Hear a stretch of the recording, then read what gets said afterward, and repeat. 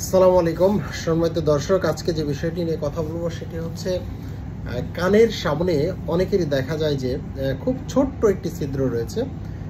আমার এই যে সামনে যে ছবিটি রয়েছে সে ছবিটিতে দেখতে পাচ্ছেন খুব ছোট্ট একটি ছিদ্র আপনার জীবনে যে কি পরিমাণে ভোগান্তি নিয়ে আসতে পারে আপনি যদি কখনো শিকার না হন তাহলে বুঝতে পারবেন না।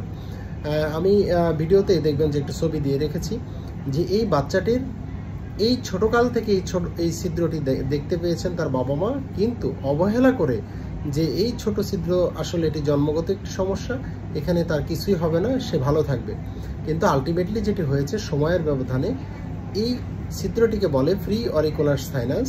এই সাইনাসের ট্র্যাক্টের মধ্যে সিক্রেশন জমে সময়ের ব্যবধানে সেখানে অ্যাবসেস ফর্মেশন হয়ে গেছে, ফোড়া হয়েছে, দিয়ে তার এইখানে অনেক বড় একটি সমস্যা তৈরি হয়েছে।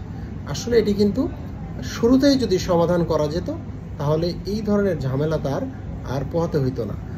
আজকে যে ছবিটি আপনি দেখছেন এই ছবিটির এই বাচ্চাটি পরপর 3 বার অ্যাটাক হয়েছে এই ধরনের, যে আগে শুরুতে যেরকম সমস্যা ছিল সর্বশেষ অবস্থায় তার যে অ্যাবসেসটি হয়েছিল বা ফোড়াটি হয়েছিল সেটি কিন্তু অনেক বেশি বড় আগের তুলনায়।